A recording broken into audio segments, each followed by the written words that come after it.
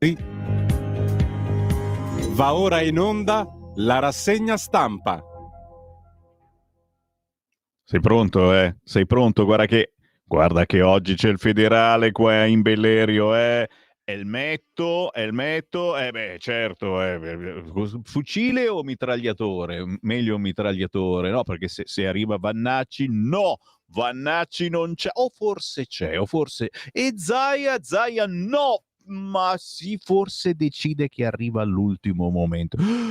Cosa succederà oggi in via Bellerio? Qui, sopra di noi, di fianco a destra dove c'era la sala mensa, il Consiglio federale della Lega per decidere cose. E gli hanno dato una bella importanza. Su tutti i quotidiani oggi si parla federale di qua, cosa si deciderà su Vannacci, i suoi club, ma non soltanto, sulla situazione nord.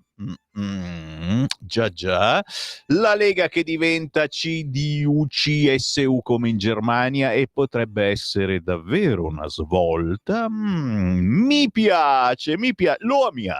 Lo amiamo, diciamo di sì. Intanto amiamo anche questo bellissimo orologio con decine e decine di firme, l'orologio di Pontida che ci dice che sono passate le 7:30 e porco cane, bisogna cominciare. Buongiorno a tutti da Sammy Varin, buongiorno Simone, oggi di buon umore, Simone, perché siamo già a martedì, praticamente la settimana è già finita. Il buongiorno si sente dal Varin e naturalmente da voi ascoltatori che avete modo di partecipare anche quest'oggi alle nostre trasmissioni in diretta, perché questa è una radio fatta come una volta, artigianalmente. Abbiamo le mani in pasta, tocchiamo buchi, fili, tastini, eccetera, e ne combiniamo di tutti i colori per voi. Cosa non cuciniamo noi dalle 6, anzi prima, che sono qua a prepararvi una rassegna stampa lussuosissima con i fiocchi ma anche con i controfiocchi, e naturalmente merito la vostra attenzione,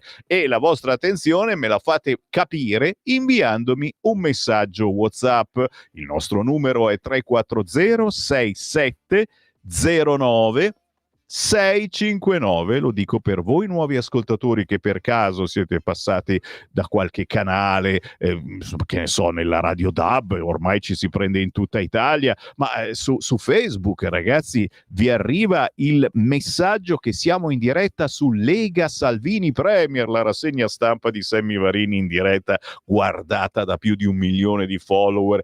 Che lusso! Scrivetemi 34067 09 659 anche proteste, le vostre proteste qui diventano proposte politiche. Approfittatene, siamo un cordone ombelicale importantissimo con la politica di governo, e non soltanto, perché comunque siamo una lega di governo, ma siamo anche sindacato del territorio e ci piace parlare di territorio, lo faremo anche quest'oggi. Intanto però, guarda Simone cosa ho trovato. Mi fai un primo piano questa cosa qui in mano? Che cosa potrebbe voler dire? Adesso l'ho sconcertato. Fai un primo piano e di schiacciare dei bottoni. Guarda, ho in mano. Questa è una vite. Questa è una vite. Cioè, Sammy Varin ha perso una vite. Diciamo, ogni tanto capita, c'è qualche vite nel cervello. No, questa vite mi si è staccata dalla sedia e quindi è molto pericolosa. Vuol dire che sto per cadere, in poche parole, diciamolo chiaramente, ok?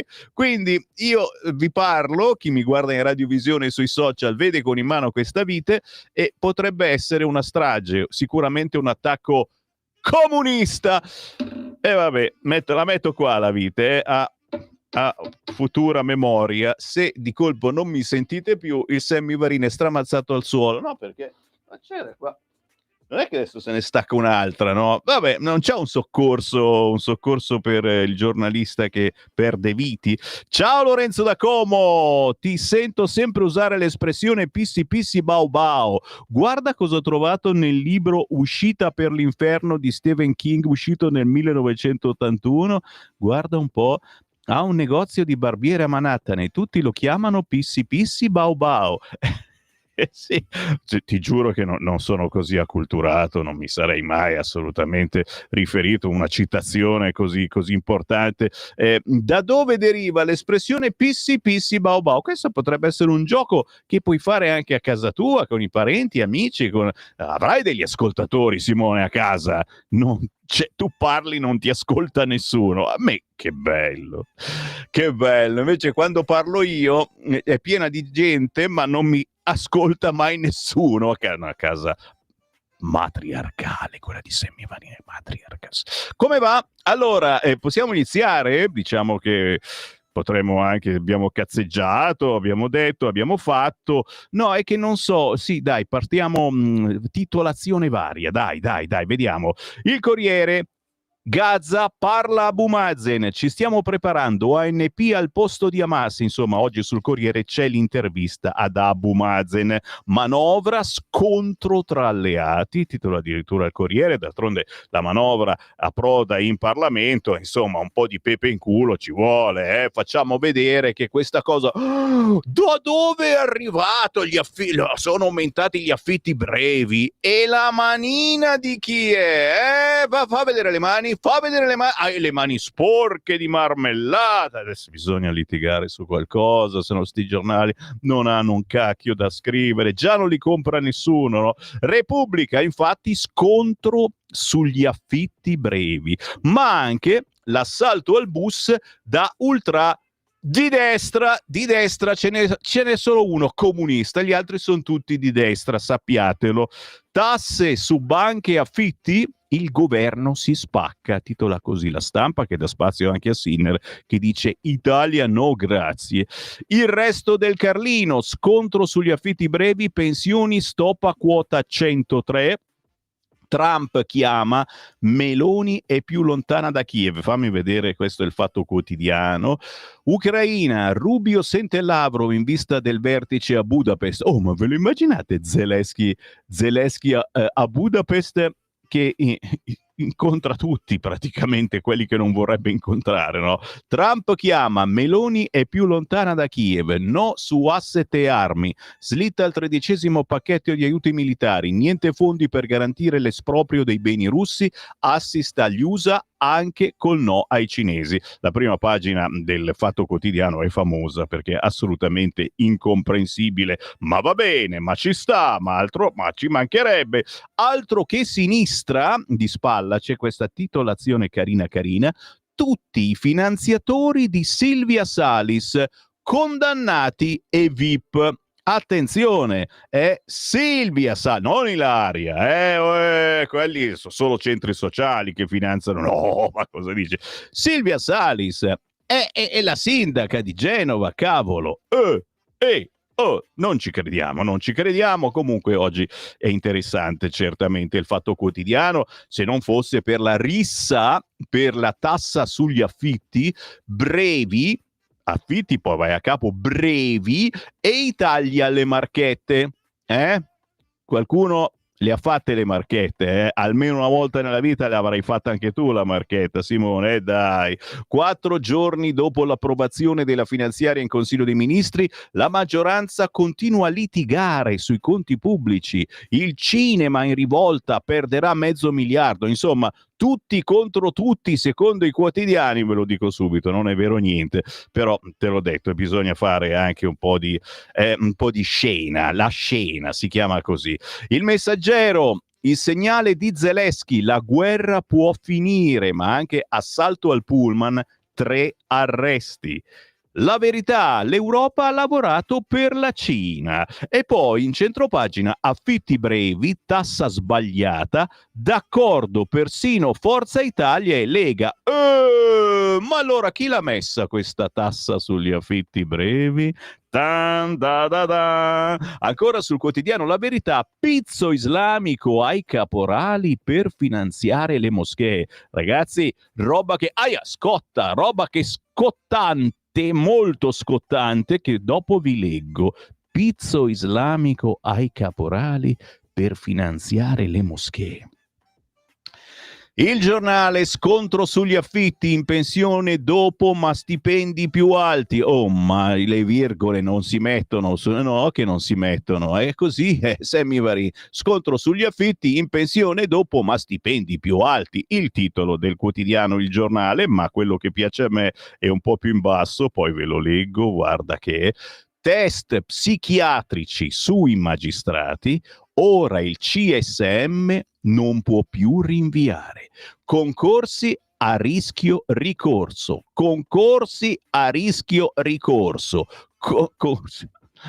Questi giochi di parole, veramente, ma perché? Ma perché? Che uno poi, per quello che non ve li leggono più i giornali, perché concorsi a rischio, è difficile da dire. L'adozione dei test psicologici per i magistrati non è in conflitto con i principi di autonomia e indipendenza della magistratura, purché sia garantita la trasparenza, la protezione dei dati e la possibilità di ricorso, ok? Quindi non ditelo a nessuno che sono matti, assolutamente no, e ve ne parlo tra poco, ci sarà Zurlo a parlarcene. Naturalmente sul giornale, ma su tutti i quotidiani, Federale di nuovo a Milano, ed è un evento, perché di solito negli ultimi tempi si teneva a Roma, qua in Bellerio gira pochissimo Federale, ma ai bei tempi, ai tempi di Bossi, ma anche comunque con Matteo Salvini, il Federale in Bellerio è un classico. Così Salvini cerca la quadra.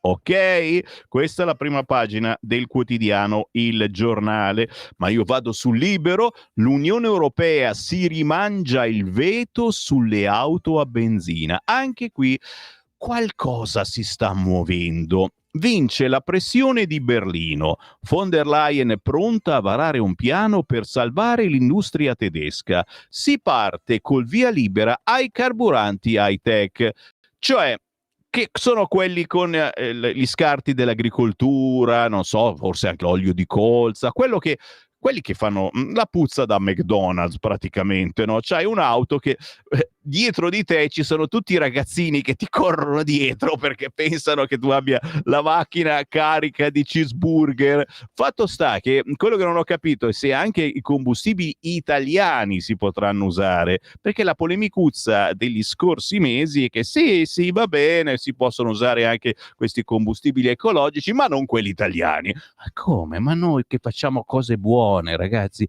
facciamo una puzzettina buona. Bah, stiamo a vedere. In centropagina, Sinner che rinuncia alla Coppa Davis ed è polemica. I tifosi delusi, ma quanta retorica sui suoi soldi. Siamo sempre sul Libero, in titoli carini.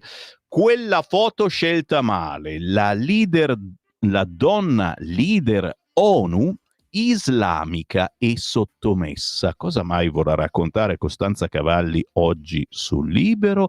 E ancora, sbranato dai bacchettoni, Propal sovrappeso, ha detto mieli e la risata vietata. Vietato ridere dei Propal. Che va lo spiritoso, Mieli ogni tanto ci prova, ma lo fa con quell'aria che uno dice ma devo ridere, no, meglio non ridere. Il Sole 24 Ore, fisco dall'IRPEF alla casa, ecco le novità, maxi interessi sulla rottamazione. Fammi un po' vedere e te immagini se mi fa vedere. IRPEF, taglio per i 12,5 milioni di contribuenti, sconti fino a 37 euro al mese. La rateizzazione delle cartelle in 9 anni può arrivare al 35% di tasso. Prende forma la legge di bilancio con un cospicuo pacchetto di disposizioni fiscali e di lavoro che incideranno in profondità sulla vita dei contribuenti. Si va per esempio dal mini taglio dell'IRPEF che riguarderà 12,5 milioni di contribuenti con uno sconto massimo di 37 euro al mese, alle disposizioni sui bonus casa e sugli affitti brevi, per arrivare poi alla nuova rottamazione che dovrà fare i conti con interessi al 4% annuo, interessi che potrebbero far salire il conto del 35,3% in 9 anni. Quindi teniamo presente anche questa cosa quando dilazioneremo le cartelle, perché non possiamo pagarle tutte in una volta. BTP Valore al debutto ordini per 5,4 miliardi, buoni del tesoro. Il titolo in emissione fino a venerdì per i risparmiatori, tasso crescente in 3 scalini. Questo è il Sole 24 Ore, ma io a questo punto mi tuffo subito dai nostri amici bacchettoni di Avvenire, che fa un riassunto un po' di quelli che sono le argomentazioni migliori o peggiori del giorno. In apertura scrive Avvenire: pacchetto famiglia, tutte le misure dai coefficienti figli e prima casa nell'ISEE al bonus mamme ai congedi, la maggioranza si divide sull'aliquota per gli affitti brevi, 1 milione per i caregiver. La prima bozza della legge di bilancio scopre le carte sulla famiglia. Le prime case fino al valore catastale di 91.500 euro sono escluse dall'ISEE, con l'obiettivo di incrementare l'assegno unico e ampliare l'accesso a bonus e assegno di inclusione. Sulle scale di equivalenza per il calcolo dell'indicatore maggiorazioni a partire dal secondo figlio. Sui congedi parentali e per malattia, l'estensione a 14 anni dell'età dei figli. Ok, beh, faccio un po' di congedo parentale, quasi quasi, ma sì, il congedo come parente. Il contributo per le mamme lavoratrici a partire però da 2 figli passa da 40 a 60 euro al mese. Circa il sostegno ai caregiver, manovra 2026 povera, solo 1,15 milioni, il vero stanziamento arriverà dal 2027. Intanto Forza Italia apre il fronte sull'aumento della cedolare sugli affitti brevi. Ancora non c'è l'intesa sul contributo delle banche, Salvini le sferza e Tajani ribatte: ricorda che siamo in 3 a governare. Ricordati che devi morire. Allegria! Avvenire, autista ucciso, fermati 3 giovani, neanche il basket è immune dalla violenza. Guarda che ne parlavamo proprio ieri, cioè io odio il calcio, devono coltivare pomodori, quelli sardi che sono buonissimi nei campi di pallone. Però adesso scopriamo che anche negli altri sport, cioè quelli che sono stati cacciati dal pallone, dal calcio, vanno a rompere le palle dalle altre parti. Neanche il basket è immune dalla violenza. Il tragico episodio di domenica sera con l'autista dei tifosi del Pistoia ucciso dalla rabbia cieca di alcuni sostenitori del Rieti, con 3 ultra legati a movimenti di estrema destra e con precedenti per tensioni con altre tifoserie in passato fermati ieri sera, è solo la punta dell'iceberg di un fenomeno strisciante, un contagio silenzioso della violenza da stadio che sta invadendo anche sport considerati storicamente più puliti, come per l'appunto il basket. 2 settimane fa scontri con la polizia a Roseto, a maggio maxi rissa per il derby Forlì-Rimini, e non soltanto. Per cui ragazzi c'è una rabbia in giro pazzesca e cioè come li facciamo sfogare questi che hanno voglia di menare le mani per chi non è d'accordo con loro? C'è qualche modo? Avete delle idee? Mi scrivete per favore, non lasciatemi solo. 34067 09 659, scrivetemi un whatsappino su quanto vi sto raccontando, ma io corro via dal quotidiano Avvenire, vi porto, dove vi porto? Sempre lì adesso. E sono sempre indeciso perché no, ogni giornale c'ha qualcosina di carino oggi. Vado sul tempo signori, anche perché il Tempo, qui la stiamo pubblicizzando ma di brutto signori. Fataier, la napoletana palestinese signori, già, l'ultima star di Fratoianni e Bonelli ragazzi, ma questi sembrano dei DJ famosi che lanciano ogni mese il nuovo mix di un nuovo artista.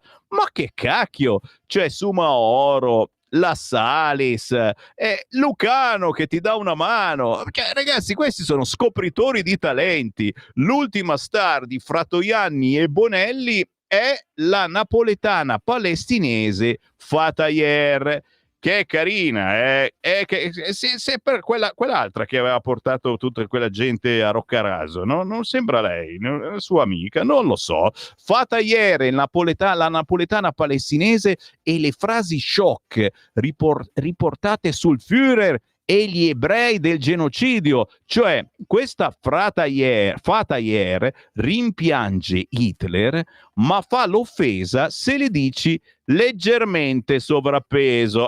Vabbè, mieli, è caduto sul sovrappeso. Non si dice, non lo devi dire neanche a me che sono leggermente sovrappeso. Io mi offendo tantissimo e poi non parlo più, non ti faccio più la rassegna stampa. Magari qualcuno sarebbe anche contento. Sarà candidata in campagna questa Fatah, con Fico, ma sui social insulta gli alleati, da Fassino a Travaglio, insomma, è una bella tosta, ragazzi. Ce ne vorrebbero di queste. A Hitler preferisco Botero, l'editoriale di Tommaso Cerno, oggi sul quotidiano Il Tempo, che celebra anche tanti auguri. Gualtieri, i 4 anni di Gualtieri alla guida di Roma, la Roma del futuro, locomotiva del paese. Ma che cazzo dice? Siamo noi la locomotiva del paese. Milano, il nord. Ma quale Roma? A Gualtieri! Ma il traffico resta il nodo da sciogliere. E i buchi nelle strade non li vedi. Gualtieri, parla il soldato. Che oggi viene Vannacci, no? In Bellerio, quindi, ma non viene, Sassi viene, no, non viene, ma sì, viene. Parla il sindaco che punta al bis nel 2027, rebus alleanze, coinvolgiamo i civici. Oggi il quotidiano Il Tempo, voi che ci seguite da Roma siete un po' nervosi, dice ancora Gualtieri. L'inchiesta del Tempo. Il foglio di via ad Annun glielo dà l'imam di Francia. In Italia basta fan di Hamas, poi lo vediamo. Ma c'è caos anche nella CGIL, perché si rivoltano i marocchini. Cicu, mi sentite marocchini, la rivolta dei marocchini contro Landini. Usa la Palestina. Si sono sentiti strumentalizzati i marocchini. Non i palestinesi, i marocchini. Ok, va bene. Dai, entro dentro. Che ore sono? 7:53, faccio in tempo. Dai. Mi fa bene andare sul quotidiano Il Tempo, e anche voi, ragazzi, dovreste comprarlo una volta. Costa solo 1,20 €, tra quelli che costano meno. Non è facile trovarlo qui al nord, ma nel resto d'Italia si trova. Lo ordinate al vostro edicolante e scoprite robe belle piccantine che vi tengono svegli, soprattutto, perché uno di solito legge il giornale e poi inizia a sbadigliare anche al bar. No, Il Tempo è come un caffè amaro, purtroppo. L'imam di Francia affonda Annun. In Italia non c'è spazio per i fan di Hamas. Dopo le parole in piazza sui collaborazionisti da uccidere, parla Kalgoumi. Va espulso. La sinistra perché tace? Punto di domanda. Eccolo qua, Kalgoumi, il capo degli imam della Francia, e Annun, il Giordano, al centro dell'inchiesta del Tempo su Hamas. Ma a interessare me, i marocchini che si rivoltano, orco cane.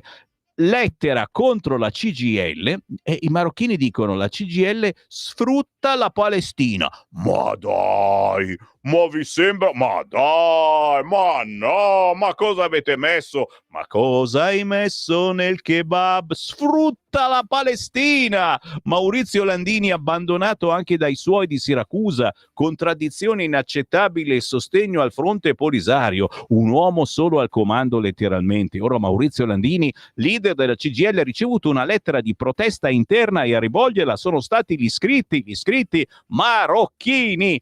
abbiamo appreso con profondo sconcerto, delusione e indignazione dello svolgimento dell'iniziativa promossa dalla CGIL Siracusa e dalla SPI-CGIL Sicilia intitolata Dal Sahara a Gaza, territori senza voce, il popolo senza patria, tenutasi il 17 ottobre. Per loro si tratta di una contraddizione inaccettabile. Il Marocco, terra d'origine di decine di migliaia di vostri iscritti, considera la questione del Sahara marocchino come una causa nazionale sacra e non negoziabile. Il Fronte Polisario è percepito come un attore che lavora contro l'unità territoriale del nostro paese ed è per questo che ritengono la decisione inaccettabile, perché non considera estromettendoli un'ampia fetta di lavoratori, ma anche un'altra accusa: sfruttamento indegno della causa palestinese. Riteniamo che il collegamento della complessa e controversa questione del Sahara marocchino alla tragedia umanitaria di Gaza, attuato durante l'evento, sia stato un atto di sfruttamento politico inopportuno e irrispettoso. A chiedere chiarimenti ora sono i suoi uomini, che Landini dovrebbe tutelare e che invece si sentono delusi. Landini, Landini, Landini. L'ultima star di AVS, signori, pagina 5, ragazzi, se vi piacciono le donne sovrappeso, ma questa è tutta vostra. L'ultima star di AVS rimpiange Hitler, ma fa Ilter, non è Hitler, è Ilter, ma fa l'offesa se le dici sovrappeso. Non lo so io, ma cosa si può dire se non dice è una che magna, è tutto un magna magna. Fratoianni e Bonelli candidano Suzan fatta ieri in campagna. Ecco le frasi shock su Hamas e i post contro Fassino, Travaglio e Renzi. Oh, su Salvini non dice niente, ma dai! Oh, raga, io non ve lo leggo però questo articolo, non ve lo leggo, ve lo comprate il tempo, ve lo leggete, perché non voglio fare pubblicità gratuita a questa. Tu dici il fatto che sia una palestinese napolitana non ti piace, Semme Varin, anche no, va bene, per farmi perdonare vado su Repubblica. Scontro sugli affitti brevi, titolo principale: manovra aumenta la tassa sugli Airbnb, proteste in maggioranza, si riapre il dossier banche, Mattarella lancia un allarme sull'Europa, c'è chi vuole delegittimarla, ma no, chi è? Chi sarà mai? E invoca una reazione. Che reazione fareste a Mattarella? 3406709 niente parolacce. Proteste nella maggioranza contro l'aumento al 26% della cedolare secca sugli affitti brevi. Si prevede un nuovo incontro sulle banche tra il viceministro dell'economia Leo e l'ABI. Le norme per il contributo a carico degli istituti sono ancora da stabilire e Mattarella a Bruxelles difende l'Europa da chi la delegittima. Sempre sul quotidiano Repubblica, naturalmente in primissimo piano l'assalto al bus da ultra di destra. Rieti, 3 fermati per l'omicidio dell'autista, il piano contro i tifosi del Pistoia Basket. Ma sul quotidiano Repubblica e anche un po' dappertutto si comincia a spiegare che cosa sta succedendo anche nel mondo del basket, quanta violenza, i nuovi spazi della violenza, scrive ad esempio oggi Gabriele Romagnoli su Repubblica. Anche sul furto in Francia se ne parla, la svolta francese in un furto napoleonico, scrive Francesco Merlo,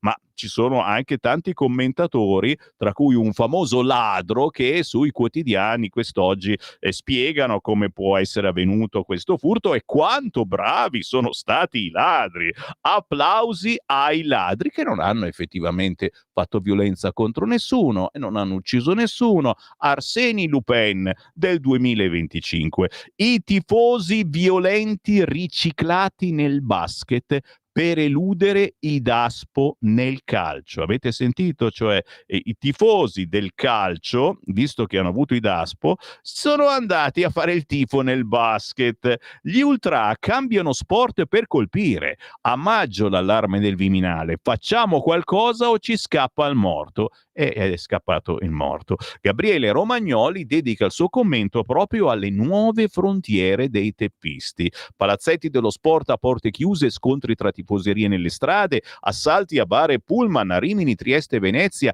alleanze trasversali, infiltrazioni, DASPO, biglietti nominali, vincoli agli acquisti per le trasferte e conseguenti proteste. Ma c'è voluto il morto perché ci si accorgesse che davvero la pallacanestro si gioca in un clima di violenza che non non si registrava da 30 anni e che l'accomuna al calcio, di cui anzi assume l'eredità.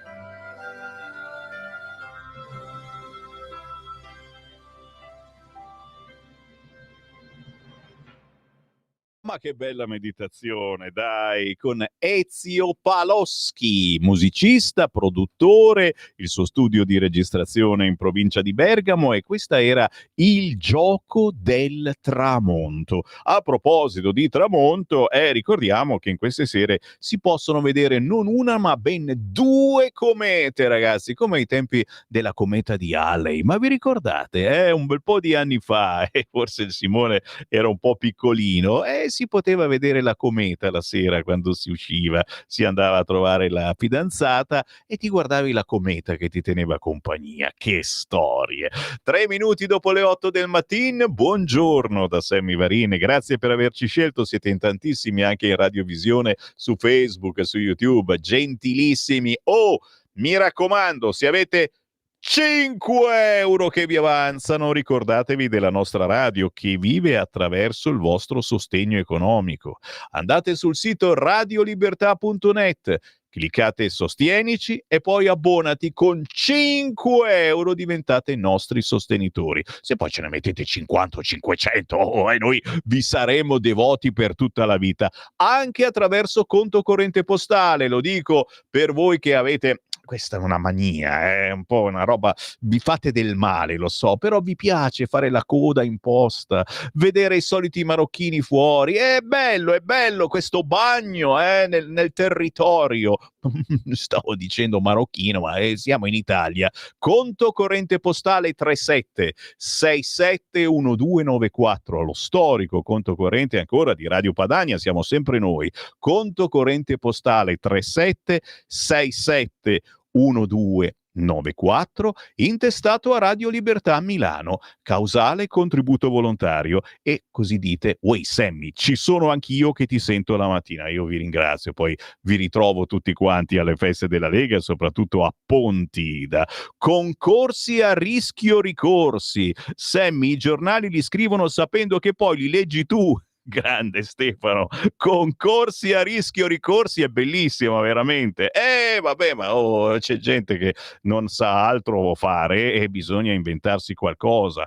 Buongiorno, aiuti alle famiglie, buffonate, scrive Marco, perché la riforma ISE, scrive la nuova BQ, pochi vantaggi, serve un cambio radicale. Lo so, servono tanti cambi, ragazzi, che non si può cambiare più di tanto, se sposti qualcosa crolla tutto quanto. A proposito di Mieli Mieli, non è una bellissima canzone di Luigi Mairon? Ma dai, Mairon, mi hai fatto conoscere tempo fa, Pietro, ma che cavolo.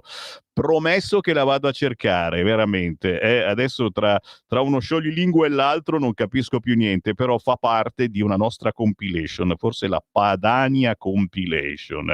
Come farli sfogare? Condannateli a zappare. Giardinaggio, agricoltura, edilizia, insomma, lavori forzati per ogni atto violento in manifestazioni collettive di qualsiasi genere. Bravo questo ascoltatore. Lavori forzati, poi te li immagini subito. La von der Leyen manda qua tutti i suoi soldati, ma davvero, santa pazienza.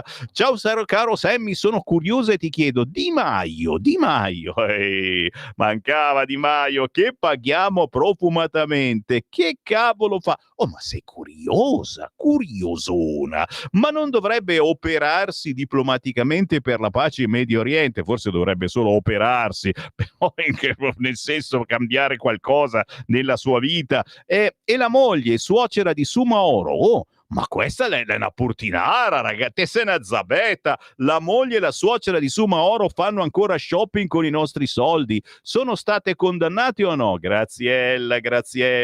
Dai tempo al tempo, ragazzi. I giudici, i magistrati sono troppo impegnati a liberare chi effettivamente ma non fa niente di grave, ha solo tentato di violentarla sul pullman e anche prima. Liberiamolo e gli diciamo che deve stargli lontano per 500 metri. Questo è il loro lavoro, liberare la gente da questi vincoli che vorremmo metterli perché hanno fatto dei reati. Vado via perché sennò qua ci scappa la querela oggi. Grazie a voi che ci state scrivendo, siete dei pazzi ad ascoltare questa radio, ma vi capisco perché le altre sono tutte noiosissime. Continuate a scrivermi 340 6709 659, anche voi che siete tra il gnacca. Poi cosa sto per dire, Simone? Tra il gnacca? Pim! Come la polenta? Ma no, sei impreparato. Adesso ti tiro la vite della mia sedia, Prendila, sei pronto? No, colpisco la telecamera, di sicuro. Tra il gnacca e il petacca. Che fai quella faccia? Come cacchio dici semivarie?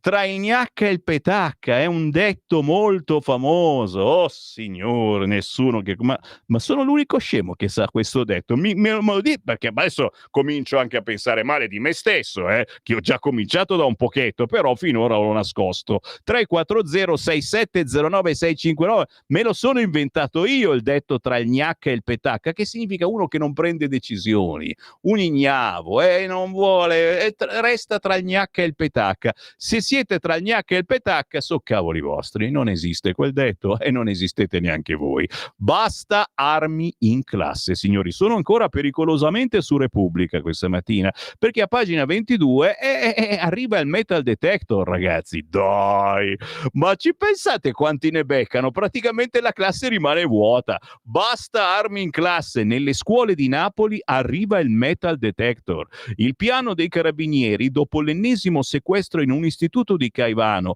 Don Patriciello dice: la notizia di quei coltelli fa male. Insomma, Dario Del Porto su Repubblica a pagina 22 ci racconta di quei bravi ragazzi con il coltello nello zaino. Gli ultimi 3 li hanno scoperti a Caivano, nell'istituto scolastico Morano al Parco Verde, 2 di 14 anni, uno addirittura di 13. Se ne è accorta un insegnante mentre girava tra i banchi. Ma non sono i soli. In tutta l'area metropolitana di Napoli è allarme per gli studenti che entrano in classe con un pugnale tra libri e quaderni. E chissà chi glielo ha insegnato. Beh, lo sappiamo che al sud e soprattutto nel napoletano sono molto più avanti di noi, ma anche qui stiamo imparando molto bene grazie agli amici figli del barcone che insegnano ai nostri figli come si vive.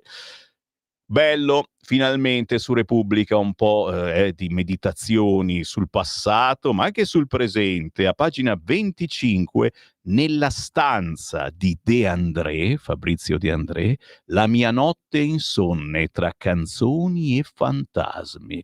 Bel racconto del bravissimo Gino Castaldo, in questi casi lo è davvero, un viaggio all'Agnata, l'amatissima tenuta in Sardegna dove Fabrizio De André scrisse alcuni dei suoi brani più belli. Gino Castaldo ha dormito, beato lui, nella stanza di Fabrizio De André. Bellissimo paginone per ricordare De André e come avrebbe dipinto questo momento storico nelle sue canzoni. Vale l'acquisto, ecco. Io non comprerei mai il quotidiano Repubblica, oggi lo comprerei per questo paginone su Fabrizio De André, su tanti ricordi che potete rivivere anche voi se vi fate un girettino in questa tenuta in Gallura.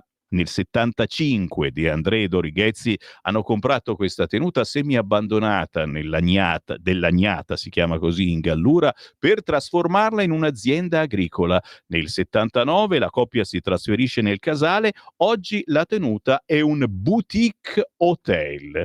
Solo quel modo di dirlo vuol dire che non è per le nostre tasche. Boutique hotel, ci poteva andare soltanto un comunista. Sto scherzando. Da comprare oggi il quotidiano Repubblica, ma lasciamo stare per oggi, dai. La Verità, l'Europa ha lavorato per la Cina, signori. Clamorosa confessione della von der Leyen sul Green Deal, le sbalorditive parole di Ursula. Le nostre politiche hanno aiutato Pechino nel solare, nelle batterie, nelle auto elettriche. Adesso rischiamo una nuova dipendenza. Ma dai, ma no, ma non è possibile, dai!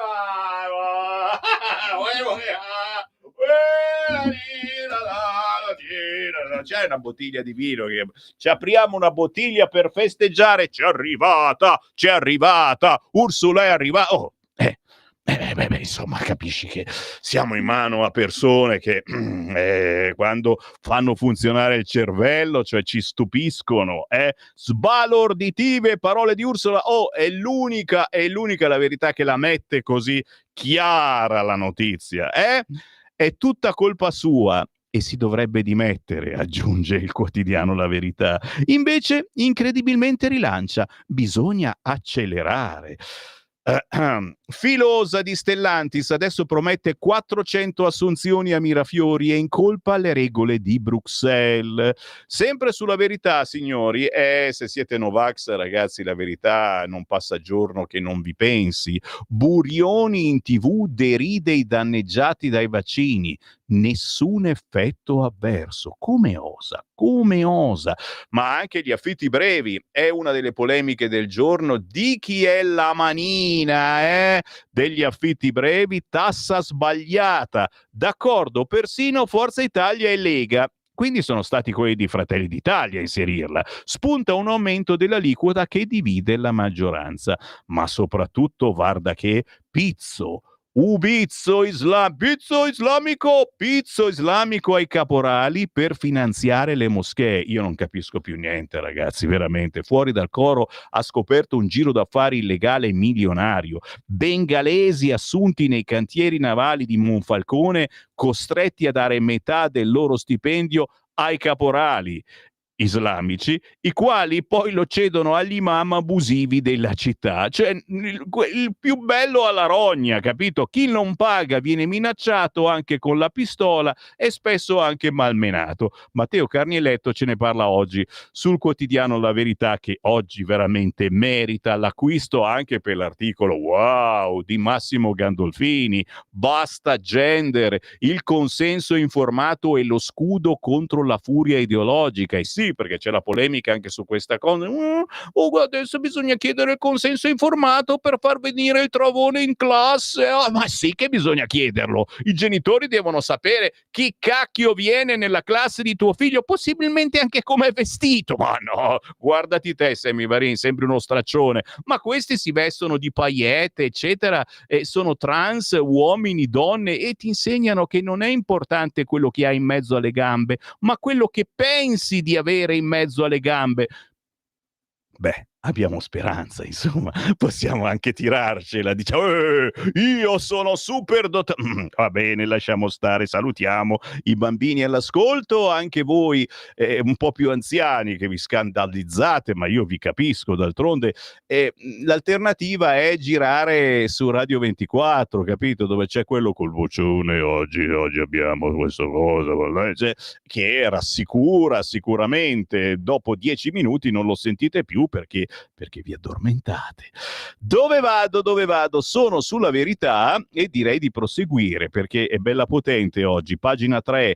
Ursula ammette che l'Unione Europea ha lavorato per la Cina.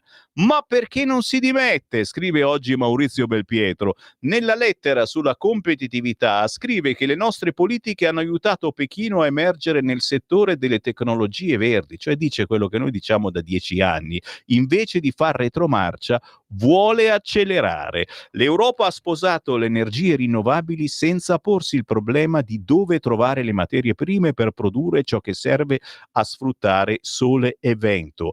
A Tokyo, dove manager e politici sono abituati a assumersi le proprie colpe, sarebbe costretta a chinare il capo 100 volte per chiedere scusa. E ora, sulle auto, si apre ai biocarburanti. Tan, da, da, dan. Ce lo segnala Flaminia Camilletti oggi sulla Verità. Per anni la numero 1 della Commissione ha imposto la svolta elettrica senza guardare al target climatico. Adesso invece è pronta a rivedere le regole sulla CO2. Terminato il von der Leyen 1, inizia il von der Leyen 2, l'opposto di se stesso, scrive la Verità. Ursula contro Ursula, come nei casi più gravi di disturbo di personalità. Così si può interpretare il testo della lettera sulla competitività inviata dalla Presidente della Commissione ai capi di Stato e di Governo dell'Unione, che tra 2 giorni si incontreranno a Bruxelles. La von der Leyen stravolge tutte le politiche sul green e annuncia un'importante inversione di rotta, uno stravolgimento di strategia totale sulla competitività e sugli obiettivi climatici da lei stessa imposti. L'Europa deve difendere se stessa e i propri valori e senza i mezzi economici su cui fare affidamento possiamo solo fallire collettivamente. Se facciamo le scelte sbagliate, la lenta agonia annunciata da Mario Draghi potrebbe diventare realtà prima e più rapidamente. Le scelte sbagliate sono già state fatte da lei e da Timmermans nello specifico, ma non solo. Se oggi si andasse ancora indietro ai socialisti, gli stessi errori potrebbero essere reiterati. Errori e politiche che per la sua stessa missione hanno favorito la Cina e bla bla bla bla bla bla. Fatto sta, insomma, una decisa inversione di rotta arriva. Stiamo valutando il ruolo dei carburanti a zero e basse emissioni nella transizione verso un trasporto su strada a zero emissioni oltre il 2030, come gli e-fuel, per i quali mi sono già impegnata nelle linee guida, e i biocarburanti avanzati, assicurando anche di restare fedele al principio di neutralità tecnologica ed efficienza dei costi. Stiamo a vedere cosa succede, ragazzi, che magari appunto questi biocarburanti li possiamo fare anche qui in Italia, si può dire, si può dire. Siamo a pagina 4 della Verità. Forzisti e Lega uccidono nella culla, la stangata sugli affitti brevi. Oh, siamo cattivi, eh? Il rialzo della cedolare al 26% non era stato concordato. Sarebbe entrato in manovra per iniziativa del Tesoro.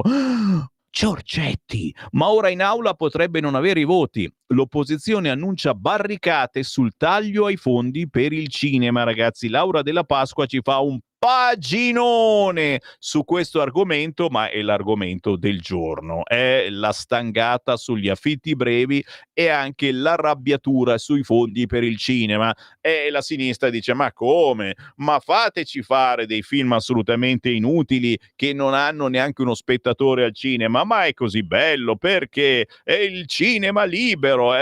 Giorgia difende il Made in Italy, il PD si infuria. Pagina 5. Trump pubblica sui social un video dove si spiega che la Meloni sta trattando con gli USA sui dazi. Palazzo Chigi spiega: stiamo cercando di evitare le tariffe sulla pasta. Era quello che i Dem le rimproveravano di non fare, ma ora cambiano idea e l'attaccano. Ma che bomba politica, Ranucci! C'è la pista del trafficante albanese. L'arresto di un latitante ad Abu Dhabi sarebbe collegato all'attentato al giornalista. Ne parla oggi il quotidiano La Verità, che non manca di parlare a voi, popolo Novax. A pagina 11, la resa dei conti. 5 Stelle e PD provano a mettere il bavaglio sulle mascherine tarocche di Arcuri. L'investigatore della Guardia di Finanza audito in commissione, i giallorossi cercano solo di estorcergli una soluzione per l'ex commissario. Con Giacomo Amadoris ne parla solo e soltanto il quotidiano La Verità, che parla anche, grazie a Silvana De Mari, delle parlamentari che indossano il velo. Sono loro le vere complici degli scempi islamici. Dalla Boldrini a Nancy Pelosi, tutte in fila a prostrarsi di fronte ai folli dettami dell'imam, dimenticando le povere vittime. Ragazzi, un bell'articolo da leggere. Una 14enne è stata arrestata e poi violentata fino alla morte. Rania di Giordania invece preferisce mostrarsi sempre a capo scoperto. Ma abbiamo visto anche l'altro giorno in Iran qualche coraggiosa. Hanun sia espulso dall'Italia. L'attivista filo-palestinese durante una manifestazione aveva detto, riferendosi alle mattanze di Hamas a Gaza: i collaborazionisti devono essere ammazzati. Mafia, mafia, mafia e pizzo, ubizzo musulmano. Il pizzo musulmano ingrassa le moschee, signori. Titolone da appendere sulle mura di vostra casa. Pagina 15. Un servizio di Fuori dal Coro mostra il racket dei bengalesi a Monfalcone. O cedi la metà del tuo stipendio oppure non lavori, o peggio ancora vieni pestato. I soldi presi dai caporali servono anche a finanziare gli imam che predicano abusivamente. Matteo Carnielletto ci racconta che chi lavora presso le piccole aziende che fanno capo ai bengalesi è costretto a cedere i propri guadagni a chi lo ha assunto. A gennaio un uomo è stato accoltellato perché non voleva sborsare più un euro. La Cisinte, la nostra europarlamentare della Lega, denuncia un sistema illegale che con molti elementi di stampo mafioso. Il pizzo musulmano, a pagina 15 del quotidiano La Verità, che segnala anche chi si finge cristiano per evitare il rimpatrio. Sì, io Gesù, Giuseppe, Maria, io il tutto, Padre nostro, Padre mio. Oh, cioè noi siamo condannati a imparare il Corano, qualche sciura del Corano a memoria per evitare che ti taglino la testa, e sarà meglio che ci decidiamo a studiarlo questo Corano. Noi l'abbiamo già studiato ai tempi di Radio Padania, signori. E ci sono, in Inghilterra c'è una setta che battezza i migranti per non farli espellere, e l'Unione Europea accelera sugli afghani, ma insomma questi si fingono cristiani per evitare di essere rimandati a casa, così possono sostenere di rischiare persecuzioni se rispediti nel loro paese. Ad capì, tacciamo di infinite cose, anzi non tacciamo, 3406709 fatevi sentire, commentate le notizie che solo io vi sto raccontando, perché questa non è la solita rassegna stampa sui soliti argomenti, giornale per giornale. Io vado a cercare l'esatta notizia che voi volete, perché vi conosco troppo bene. E vi parlo anche di un bel film da andare a vedere, non so dove, su una delle tante piattaforme sicuramente si troverà. Il capolavoro che fa a pezzi la retorica woke, pagina 16 della Verità. Si chiama Eddington, Eddington. È il film più politicamente scorretto degli ultimi anni, capace di demolire con battute taglienti tutti i dogmi mainstream, dal Covid a Black Lives Matter. Aster mostra quanto i fanatismi ci stiano lacerando, portando a distruggere anche le buone cause. Francesco Borgonovo ce ne parla a pagina 18 della Verità di questo Eddington che troveremo su qualche piattaforma, magari anche al cinema. Un esempio, ma che cosa ha fatto questo sindaco per ridurre le diseguaglianze razziali? È ispanico. È una battuta, è una battuta. Sì, non è immediato, però se ci pensi un attimo, per la prima volta lo spettatore empatizza con chi critica i diktat pandemici. La pellicola ammonisce: siamo tutti manipolabili e manipolati. E questa è una triste, triste verità. Almeno una volta nella giornata siete stati manipolati da qualcuno o da qualcosa e non lo sapevate. Pagina 18 del quotidiano La Verità. Il film, cercatelo, Eddington. Ok? D'accordo? D'accordo. Vado avanti, sì, tra 5 minuti ragazzi leggo un po' di vostri WhatsApp perché sono pieno, 3406709 fatevi avanti signori e io penetro sul quotidiano Il Corriere perché oggi il Corriere intervista Abu Mazen, leader dell'ANP. Hamas, ostacolo alla pace, deve consegnare le armi. L'Italia riconosca la Palestina. Il leader dell'ANP sarà a Roma il 7 novembre. Noi l'autorità sovrana su Gaza. Dalla nostra inviata a Ramallah, Greta Privitera, lode a Teo Greta, test per il Covid, negativo si può salire, le guardie armate con il basco Bordeaux segnalano la direzione, tappeti rossi su tappeti rossi nei corridoi della Mucata, il quartiere generale dell'autorità palestinese, dai finestroni si vede tutta Ramallah con le sue pietre chiare, i funzionari, molte donne, salutano dalle stanze dove in sottofondo c'è Al Jazeera che mostra i danni degli ultimi bombardamenti israeliani su Gaza, dove è tornata la tregua dopo 2 anni di attacchi seguiti al massacro del 7 ottobre, condannato dall'ANP. Il presidente Muhammad Abbas, detto Abu Mazen, arriva tra un attimo in forma, mentre offrono un delizioso tè alla menta. Vabbè, ma che ci racconta tutto quanto? E i bagni come sono? D'altronde il Corriere c'ha tanto spazio.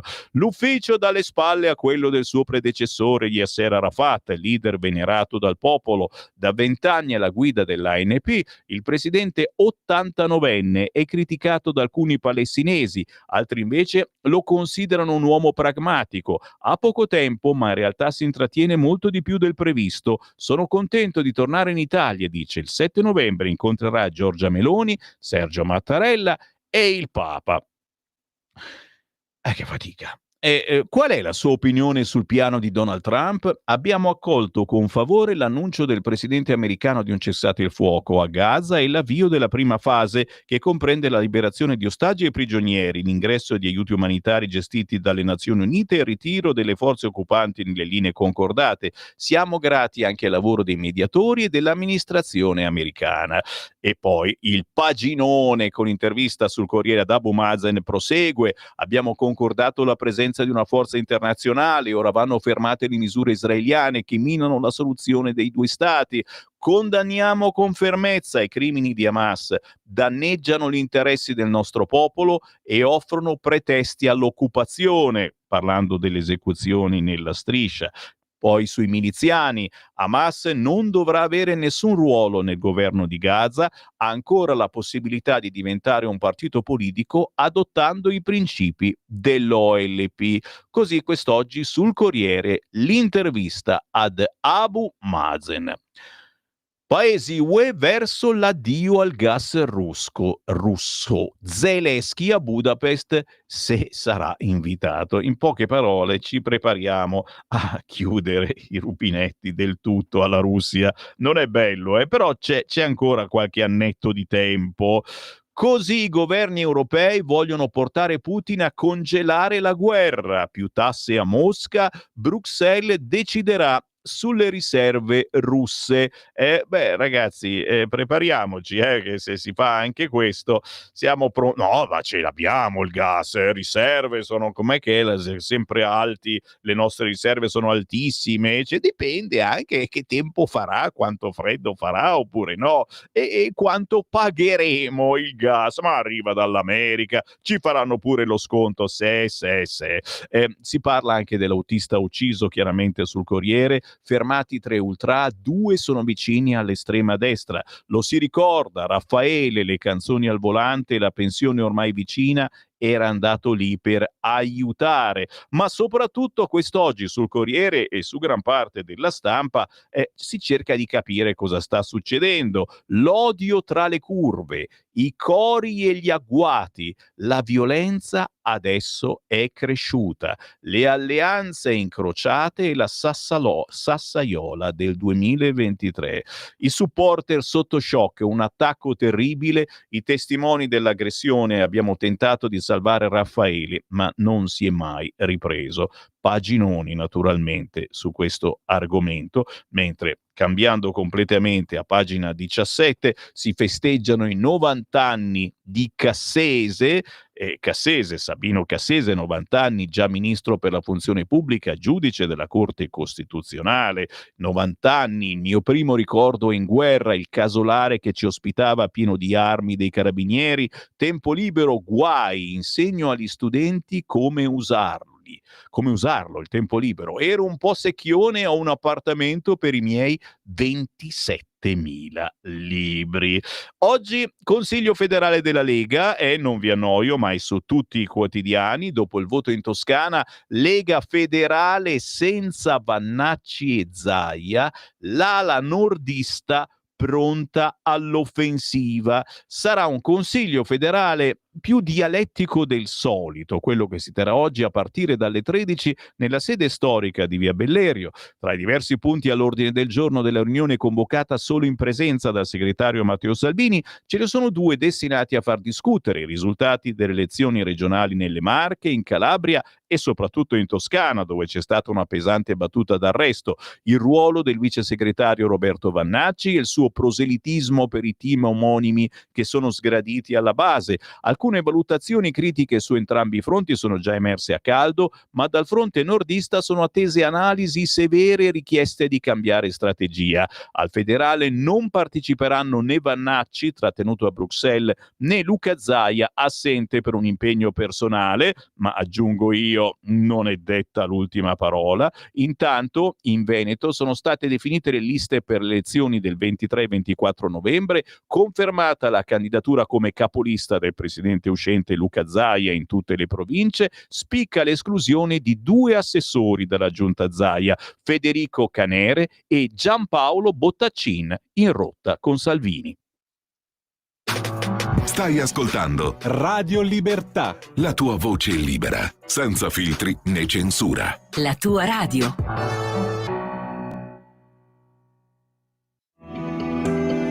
Il meteo.it presenta le previsioni del giorno. Ancora condizioni di maltempo a causa di una perturbazione in transito sull'Italia.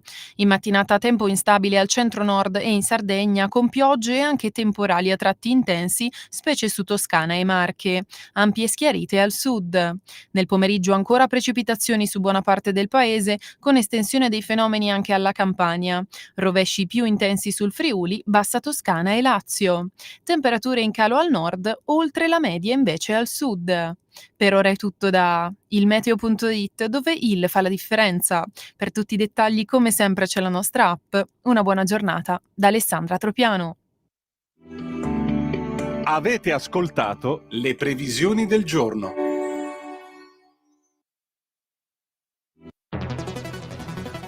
Ogni giorno migliaia di notizie ci raccontano i fatti che accadono in Italia e ogni giorno c'è una voce fuori dal coro. Quotidiano di Sicilia, il quotidiano d'Italia. L'informazione che ribalta i luoghi comuni, una vera visione dei fatti. L'Italia vista da sud. Ogni siciliano che vive in Italia e nel mondo è una risorsa, è protagonista della crescita della nostra nazione. Dai forza alla crescita della nostra isola, abbonandoti al QDS digitale più archivio a soli 99 euro anno. Quotidiano di Sicilia, il quotidiano d'Italia, una scelta di valore. Lo amiamo perché ci offre sempre le cose più buone e naturali. Linea Alberto Acerbis. Un saluto agli ascoltatori da Alberto Acerbis, ciao a tutti, ben ritrovati. Allora, andate, se volete, visitare il nostro sito olioacerbis.com, perché noi siamo in raccolta della bava di lumaca in questi giorni e prepariamo tutto quello che riguarda il mondo elicoidale della chiocciola. Quindi è disponibile lo sciroppo alla bava di lumaca bronco free per la tosse grassa e la tosse secca, è disponibile gastro free per chi soffre di reflusso gastroesofageo, è disponibile tutta la linea cosmetica per l'inverno alla bava di lumaca, la conoscete benissimo, la Rimas, una crema straordinaria chiaramente certificata da BioCert Italia, un prodotto biologico. Quindi il mio consiglio stamattina è questo: se avete tempo, se volete, olioacerbis.com, andate a vedere la sezione della cosmesi oppure dell'integrazione, ritrovate un mondo straordinario. Se devo, se posso, se mi va, se volete ascoltarmi, vi voglio bene lo stesso, andate e leggete bene per quanto concerne lo sciroppo alla bava di lumaca bronco free. Guardate, questo è un prodotto che noi produciamo e consigliamo da 22 anni. Chi ci segue da tanto tempo lo sa, forse anche di più. Quindi olioacerbis.com, sezione, se volete l'olio lo ordinate, se volete però i prodotti della bava di lumaca, compreso gastro free per chi soffre di gastrite, chi soffre di reflusso gastroesofageo, e in modo particolare dovete focalizzarvi secondo me su bronco free. Leggete e poi potete ordinare anche da lì. olioacerbis.com. Scrivete come ci è conosciuto Radio Libertà, perché io vi faccio un bellissimo regalo, perché lo meritate. Grazie, buona mattina, in alto i cuori, avanti tutta, Maimula Tenardur, ci vediamo alla prossima. Ciao. Stai ascoltando Radio Libertà, la tua voce libera, senza filtri né censure, la tua radio.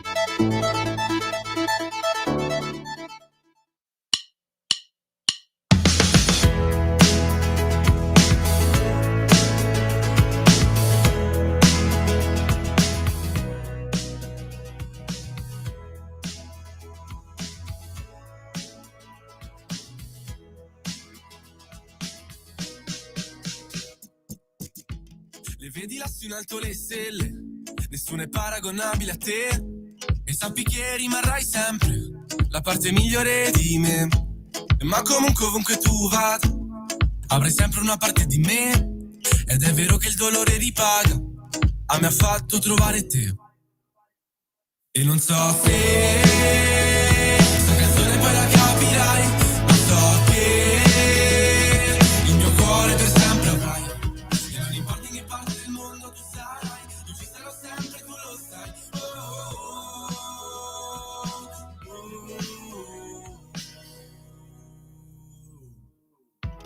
E che parlare non è dimostrare, e questo lo dimostro molto bene, sì molto bene.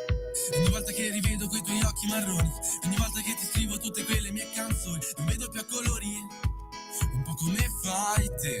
Ma non servono colori quando a colorarmi il mondo sei te.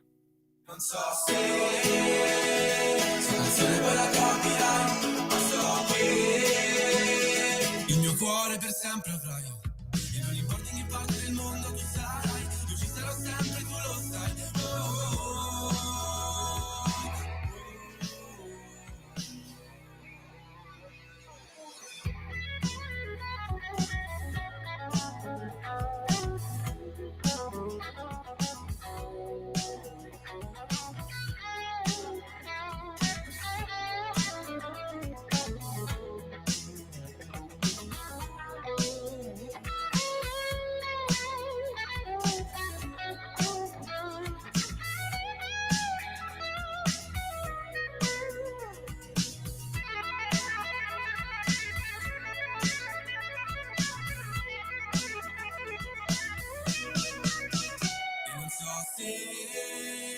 Questa canzone poi la capirai, ma so che il mio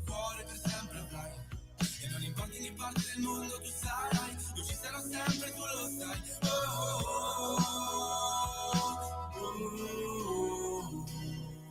Tutto da scoprire questo artista, d'altronde Sammy Varin nelle pause musicali della rassegna stampa manda solo artisti indipendenti quasi sempre sconosciuti a livello nazionale. Beh, questo si chiama Cepa, la canzone Lo sai, e lui scrive sulla sua pagina Instagram: vivo di musica perché mi piace. E non è male come filosofia di vita, se ci riesce. Intanto questo pezzo Lo sai, chi acchiappa tantissima gente che vuole rimanere sveglia a quest'ora perché comincia a lavorare, perché fa qualche cosa in casa, mettiamo un po' d'ordine, un po' di pulizia ascoltando Sammy Varin. Bravi! E intanto inviatemi un messaggino, certo, per commentare le notizie del giorno. 340 67 09 659. Sono come al solito sommerso. Sto cercando. Ce ne sono così tanti. Ciao Sammy, anche da me si usa il famoso detto tra il gnacca e il petaca, Agnese, color di cioccolato. Meno male che ci sei tu, perché mi sembrava di essere l'unico che dice tra il gnacca e il petaca. E dai, si dice davvero. Ecco uno di quelli che i giudici liberano, ce lo fa vedere Enzo da Torino. Fagli vedere il filmato di quello che distrugge tutto. Ragazzi, va che figo.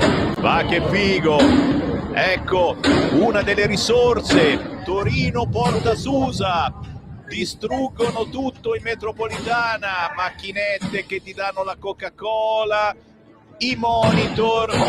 Bravo, complimenti, bene, avanti così, sicuramente sono quelle cose che tu dici ormai ci abbiamo fatto l'abitudine. No, non bisogna farci l'abitudine. Quindi se sei alternativo, perché non dici che la Russia ha vinto? Scrive Marco, e in effetti viene il dubbiettino. Fabio da Crema: sono andato sabato sera a vedere Eddington, il film Eddington al cinema, mi è piaciuto tantissimo, lo consiglio vivamente. Grazie Fabio da Crema. Esce al cinema, andiamolo a vedere finché non lo tolgono, perché film del genere contro il woke resistono poco di solito. Intanto vi segnalo che l'intervista a Abu Mazen è in apertura sul sito del Corriere. Hamas è un ostacolo alla pace, deve consegnare le armi, l'ANP prenderà il suo posto, l'Italia riconosca la Palestina. Intervistona. E noi torniamo proprio sul Corriere, torniamo sul quotidiano cartaceo, perché volevo portarvi all'interno del quotidiano Il Corriere. Non c'è più, eccolo qua, sì, e perché si parla della brutta cronaca e se ne parla certamente in maniera approfondita, dall'agguato al pullman all'agguato alle donne. E mi puntava il coltello alla gola, la top model fa arrestare l'ex. Un'altra storia che non conoscete. Milano, la donna ha telefonato a un amico che ha subito chiamato gli agenti. Una top model brasiliana di 49 anni che a Milano ha lavorato con una delle principali case di moda ha denunciato l'ex dopo l'ennesima aggressione. Dopo aver chiuso l'uomo fuori dalla porta mentre fumava sul balcone, ha chiamato un amico e poi anche la polizia. L'uomo è in carcere, ma ci sono vari esempi di brutte violenze, anche quelle che non sono state fisiche, ma a quanto pare sono state psicologiche e non sono state capite. Il suicida di Latina, suicida a 14 anni, sono arrivate le accuse per 3 professoresse, sono 3 secondo la relazione che gli ispettori ministeriali hanno consegnato all'ufficio scolastico regionale, i docenti che non avrebbero fatto il possibile per arginare i fenomeni di bullismo contro Paolo Mendico, che si è suicidato a 14 anni la notte precedente il primo giorno di scuola all'ITIS Pacinotti di Santi Cosma e Damiano, Latina. La relazione porterà contestazioni disciplinari nei confronti dei 3 agenti. La verità verrà a galla. Stiamo a vedere. 3 docenti, qui dice dei 3 agenti. Vabbè, ci siamo capiti. Napoli, nelle scuole c'è il metal detector. Altra notizia che Ci sembra di vivere in un altro mondo? No, no, fanno bene. I metal detector nelle scuole per evitare che i ragazzini entrino in classe con le armi. Accade a Napoli e provincia dopo l'ennesimo episodio, ritrovamento di 3 coltelli negli zaini di altrettanti studenti di 13 e 14 anni in una scuola di Caivano. I carabinieri hanno avviato un piano di servizi mirati coordinato con la prefettura in più istituti. Il primo riguarda proprio l'istituto Morano nel Parco Verde di Caivano. Chiaramente voglio sapere da voi cosa ne pensate del metal detector prima di entrare in classe. 34067 09 659. Il Corriere ricorda anche Pamela, il dito rotto e il codice rosso che non scattò, aperta un'inchiesta. E poi Libero, dopo le botte all'ex fidanzata, l'aveva già picchiata 2 settimane fa, da Bergamo a Varese, è bufera sul jeep che lo ha scarcerato. Dalla misura cautelare a carico del 45enne che a Varese è stato arrestato dopo aver colpito a calci e pugni una ragazza di 19 anni, emerge un contesto di violenze e atti persecutori che andava avanti da almeno 4 mesi ed è stato tranquillamente scarcerato con il divieto di avvicinamento alla ragazza, of course. Andiamo sul quotidiano Il Giornale, scontro sugli affitti, in pensione dopo ma stipendi più alti, tutto un titolo senza mai prendere fiato, ma anche, caso Ranucci, grillini in piazza per i giornalisti che disprezzano. I 5 Stelle paladini della stampa da sempre li insultano. Oggi il Movimento 5 Stelle scende in piazza in difesa di Sigfrido Ranucci e della libertà di stampa. Memoria corta. Negli ultimi anni sono proprio i grillini ad avere disprezzato maggiormente la categoria. E ne parliamo. Come vi dicevo, i test psichiatrici sui magistrati, ora il CSM non può più rinviare, concorsi a rischio ricorso e basket più violento del calcio, fermati 3 ultra sospettati. La vicenda tristissima dell'autista ucciso a pietrate in quel di Rieti.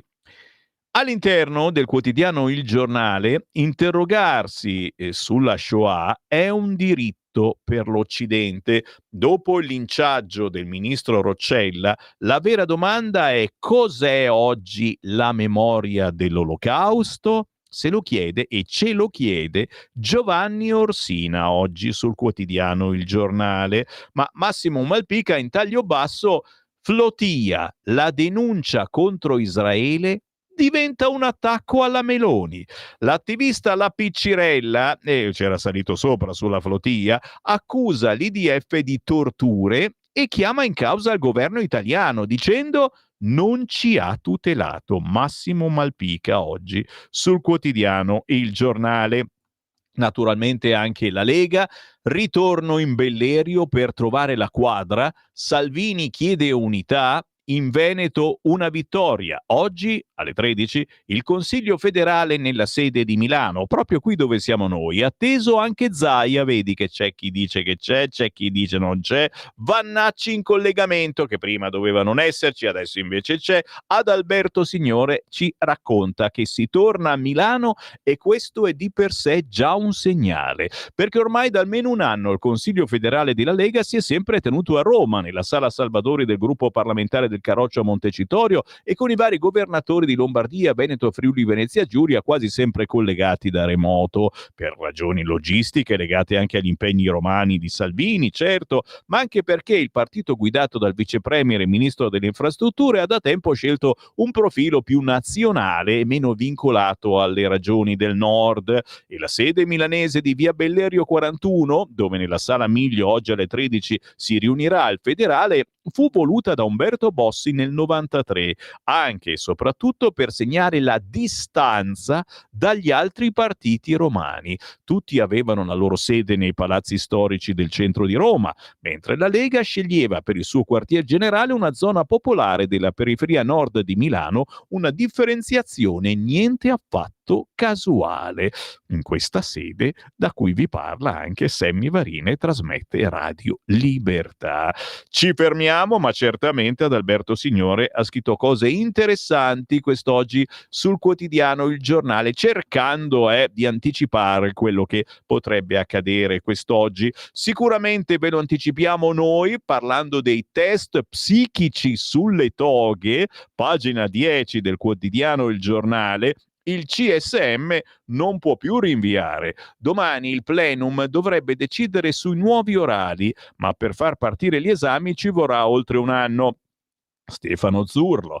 L'appuntamento al plenum è previsto per domani. La sesta commissione del CSM, dopo un interminabile travaglio allungatosi per 16 mesi, porterà le sue proposte. L'idea è quella di partire con 4, lo dico a bassa voce, no?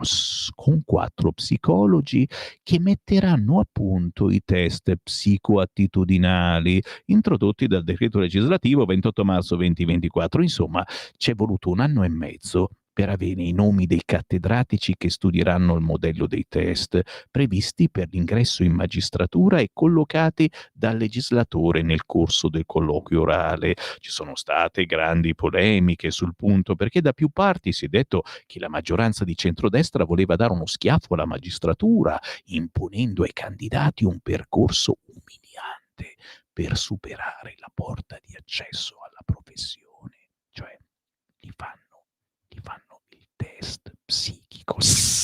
Silenzio, non si può dire, non si può fare. Ne parla oggi silenziosamente a pagina 10 il quotidiano Il Giornale, che fa anche un bel paginone sui legnanesi. Posso fare pubblicità, ragazzi? Amici, fin dai tempi di Radio Padania Libera, i legnanesi tornano a Milano con i Promessi Sposi. Vai! Li abbiamo trasmessi anche noi con la voce di Giulio Cainarca su queste frequenze. 8 gennaio 22 febbraio, quindi dall'8 gennaio al 22 febbraio al Teatro Manzoni di Milano. Se li andate a vedere, me li salutate. Vi saluta Sammy Varin, Radio Libertà, ex Radio Padania. Sicuramente si ricordano. Siamo sul Giornale. Louvre, l'ipotesi basista, venduti o smontati il rebus dei gioielli rubati, il furto su commissione, la pista più seguita dai 60 agenti, quella teca ignorata, la corona ritrovata, gli SOS inascoltati sul rischio sicurezza e il report dei giudici, ritardi senza fine, bufera per i mancati lavori sui sistemi di sorveglianza, la Corte dei Conti, rinvii continui dei piani di ammodernamento. L'intervista con Alessandro Moriccioni, esperto. I Robin Hood contro il potere non esistono più. Il ladro gentiluomo, un mito che ci rapisce grazie al cinema. E se ne occupa naturalmente parlando di questi presunti Lupin che hanno raccontato tutto per fame di visibilità, ma soprattutto naturalmente il Louvre è vittima per la seconda volta. Il furto più famoso sino ad ora era stato opera di un italiano, Vincenzo Perugia, che rubò la Gioconda di Leonardo da Vinci, ma non fu un furto particolarmente complesso tecnicamente. Usò le scale di servizio e una porta secondaria molto ottocentesco nella realizzazione, peraltro era davvero un ladro atipico. Insomma, un'ode in diretta, of course, non voluta a questi ladri che alla fine hanno rubato senza far del male a nessuno, ma ci sono altri quotidiani che intervistano proprio veri ladri che hanno scontato la loro pena e che dicono il loro parere su questo furto. Sarkozy, l'ex presidente francese Nicolas Sarkozy, entrerà oggi in galera, una cella di 11 metri quadri dove dormirà da solo nella prigione parigina della Santé. Sarko in cella, 10 foto dei cari e il conte di Montecristo, l'ex presidente oggi in prigione, visite di 45 minuti, i tappi per non sentire le urla dei detenuti e 3 libri, tra cui la biografia di Gesù. Non capita spesso questa cosa, fa un po' pensare, dici cosa sta succedendo. Vado, certamente vado avanti, e voi grazie, mi state scrivendo in tantissimi al 340 67 09 659. è facile comunicare con noi, veramente. Scrivete un parere su qualunque argomento. Il quotidiano La Stampa apre su tasse su banche e affitti, stretta su case vacanze e locazioni brevi, Fratelli d'Italia isolata nella maggioranza, Tajani si decide in tre. Salvini, la finanza si lamenta? Alziamo il prelievo. Interessante. Elsa Fornero, certo, che continua a parlare perché alla fine la sua legge è ancora in vigore. Cerchiamo di rallentare, rallentiamo, ma quella va avanti. L'analisi di Elsa Fornero, immancabile questa settimana, anche questa settimana sulla Stampa. Meloni, benvenuta tra noi austeri. Mamma mia, chissà la Meloni che faccia ha fatto veramente. Anche sulla Stampa l'inchiesta, furto al Louvre, da Londra agli Stati Uniti, l'invisibile rete dei trafficanti, ma c'è anche l'intervista a chi ha esperienza. E allora ho qualche minuto, vi porto subito all'interno del quotidiano La Stampa. La polemica, dicevo, di quest'oggi sulla finanziaria è affitti brevi e banche, scontro sulle nuove tasse nella maggioranza, scrive La Stampa. Forza Italia frena ancora sugli istituti di credito, ma Salvini dice paghino o gli chiederemo di più. Trattativa oltranza tra i ministri e la Ragioneria dello Stato sui tagli ai dicasteri. La Stampa, che porta naturalmente una sfiga della miseria, scrive questa mattina: Unione Europea e Italia e battaglia sul deficit sotto il 3%, a rischio l'uscita dalla procedura nel 2026. In discussione l'interpretazione degli arrotondamenti contabili da parte della Commissione. Un retroscena, certo, ma se non tifate per l'Italia è assolutamente da leggere. Bed and breakfast a tutti i costi. Le case vacanze cambiano il volto delle città, ma per le famiglie emergenza, gli operatori, non è alzando le imposte che si risolve la carenza di abitazioni. Pagina 3 della Stampa con Marcello Sorgi che nel suo taccuino si occupa anche della trincea della cedolare secca.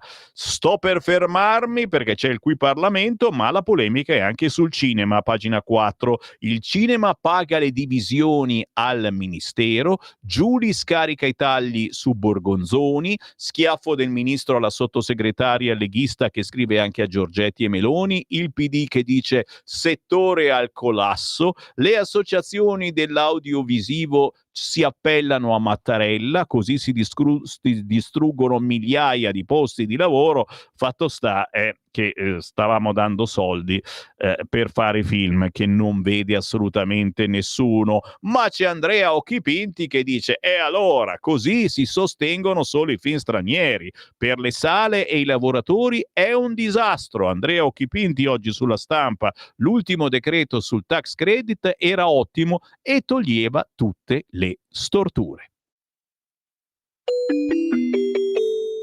Qui Parlamento. Ne ha facoltà, prego onorevole. Grazie Presidente, ho appena sentito dire in quest'Aula che se si vuole la pace bisogna stare con chi la pace la vuol fare davvero. Noi della Lega siamo sempre stati con il Presidente Trump, perché in quella pace ci abbiamo creduto sempre e sapevamo che c'era una visione.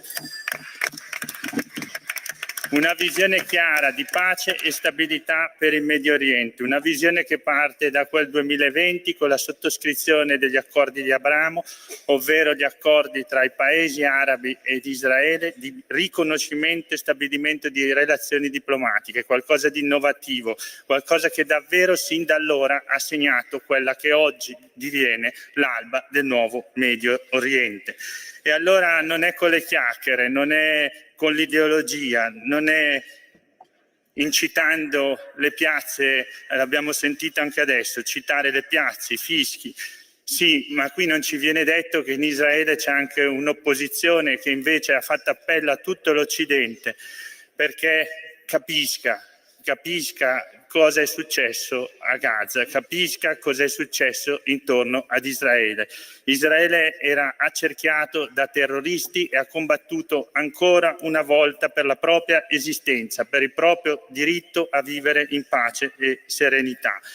Questo è successo, bisogna avere la forza e il coraggio di dirlo, non è incitando le piazze, non è con quello che è successo di nuovo ieri sera a Udine, i nostri poliziotti, le nostre forze dell'ordine attaccate, giornalisti feriti, non è questo che porta alla pace.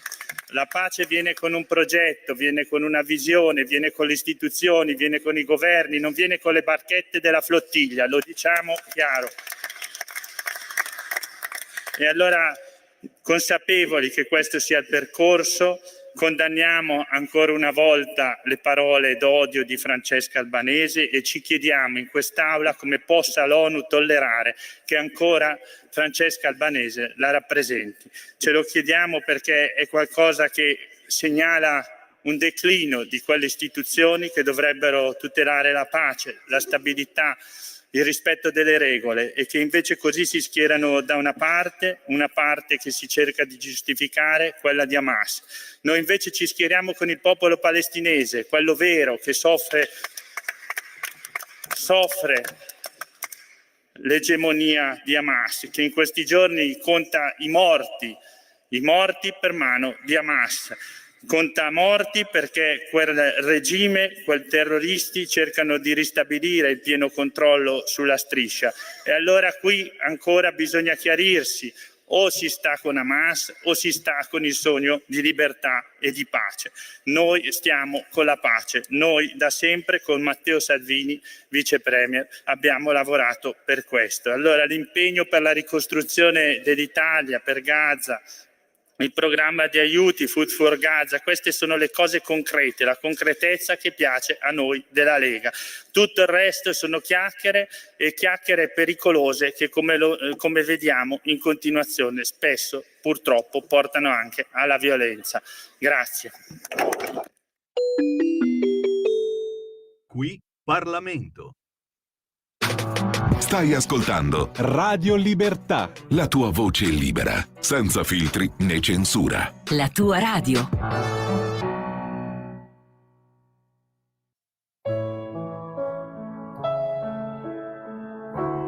Leggo un libro e penso a te. Cambio casa e penso che non troverai la strada.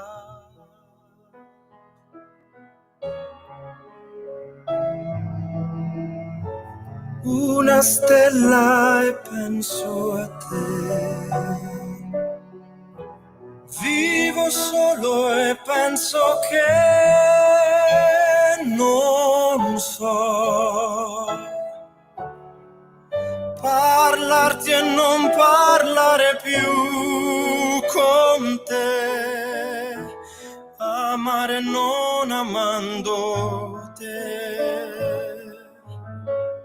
Metà di questo cuore lontanissimo, metà sospeso qui.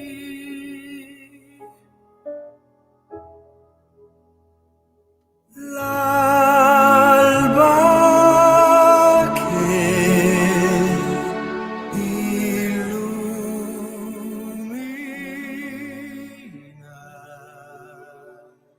un mondo che non c'è. Troverò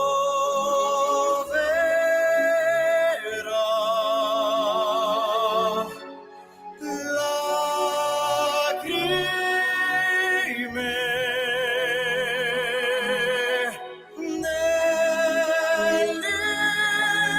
nell'immenso vuoto che resta in me,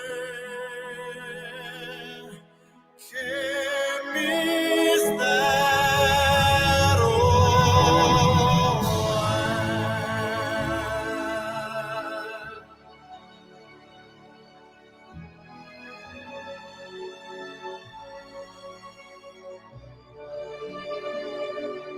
Un mondo che non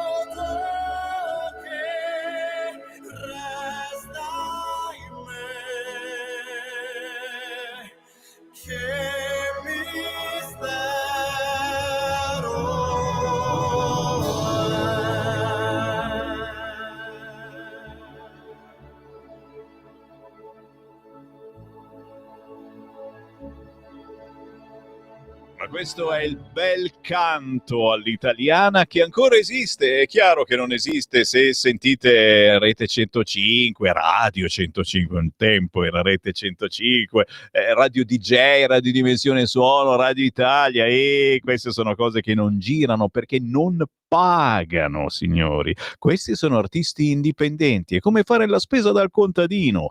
Luca Notari, Che mistero è l'amore, uno dei tanti pezzi contenuto nell'ultimissimo album appena uscito che trovate sugli store digitali, ma per voi che non siete avvezzi basta andare su YouTube, scrivere Luca Notari e vi trovate una colonna sonora splendida per la vostra mattinata. Ma dove andate? Restate qui, restate con me, perché tra poco apro le linee, il tempo di leggere qualche messaggio e di tornare su 2 quotidiani e sarò da voi. Questo scrive: aveva ragione Borghezio quando ai bei tempi della vera Lega Nord Padania affermava che se la Lega fosse andata a Roma rischiava di infarinarsi con la farina di merda romana. E ancora non avete capito il perché del vostro crollo. I veri leghisti, quelli di vecchia data, col cacchio che si ritrovano in questa Lega nazionale. Poi adesso cercate di recuperare i voti di noi che il sangue abbiamo dato per il sogno di una Padania libera.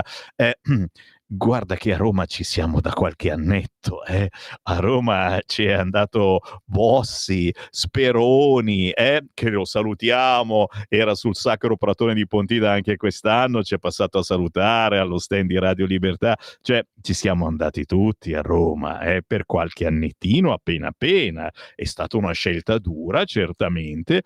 Abbiamo provato a non andarci, ma poi abbiamo visto che era meglio andarci per contare qualche cosa nelle decisioni. Quindi diciamo che il tuo è un ragionamento un po' miserello. Se vuoi fare la politica devi andare a Roma.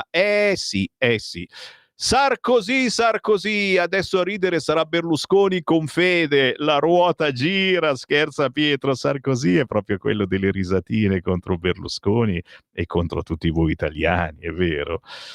Bravo Formentini, che con il solito temino è in Parlamento da 2 legislature senza concretamente fare nulla. Per 20.000 euro al mese per 15 mensilità è un bel lavorare. Maurizio, ma che ne sai? Dai, queste sono frasi proprio dettate. certo, i parlamentari guadagnano 15-20.000 euro al mese e non fanno nulla, dai, cioè veramente no, se non mi dai la motivazione sono stupidaggini, e allora bene, facciamo come quelli che sono. Adesso come si chiama adesso l'ultima Lega che è nata? Cioè, stiamo qui al nord, solo al nord, e non usciamo dal nord e non facciamo assolutamente nulla per davvero. Vai, questi sono esempi, no? Perché arrivano messaggi liberamente, la nostra è ancora una radio libera e io giustamente ve li leggo. 340 67